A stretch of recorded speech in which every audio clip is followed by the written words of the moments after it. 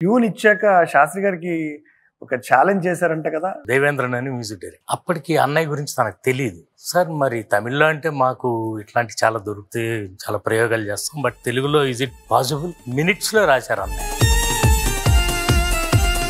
నోరు తెరిచి అలా ఉండి పెడతాను. అది నేను అన్నయ్యకి చెప్పింది ఏంటంటే, వాడి వయసుకి హీరోకి ప్రేమ అంటే ఏంటో తెలియదు. ఆ వయసులో ప్రతి కుర్రోడికి కలిగే ఫీలింగ్ ఏంటో ఈయన పాటలో చెప్పేశారు.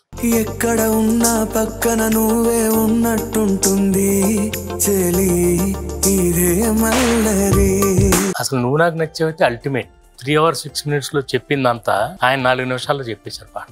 ఒక్కసారి చెప్పలేవా నువ్వు నచ్చావని. అన్నయ్య గొప్పతనం అది. బేసిక్ గా పాట కోసం కొంతమంది పుడతారు, అలా ఆయన పుట్టారు.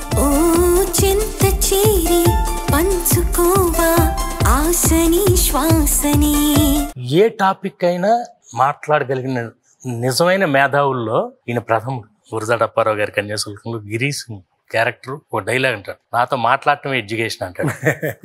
అది అన్నయ్యకి వర్తిస్తుంది. ఈయనతో మాట్లాడటమే ఎడ్యుకేషన్. చెప్తున్నాను, పాట అంటే మాకు పార్టీ. సీతారామ శాస్త్రి గారితో పాట అంటే పార్టీ. నా ఉచ్ఛ్వాసం కవనం ప్రతి ఆదివారం ఉదయం 9 గంటల 30 నిమిషాలకు